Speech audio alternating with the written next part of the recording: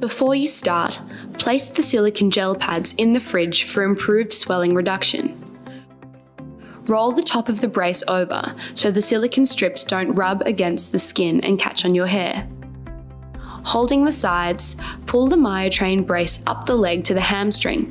Ensure that the bottom of the brace does not irritate behind the knee. Depending on where you were injured, place the small silicone pad under the brace covering the injury point. This will also aid in preventing excessive internal bleeding at the site of injury.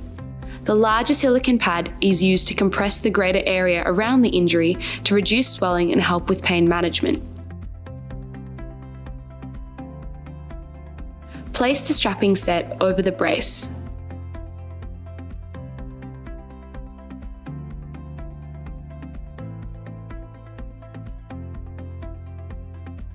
Depending on the injury, select the strap closest to the injured area. The straps should be tightened one by one for graduated compression. When pulling the straps, pull out with even force and then fasten.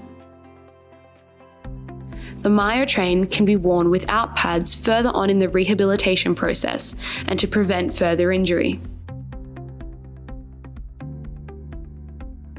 To remove, unstrap the straps and reconnect the Velcro.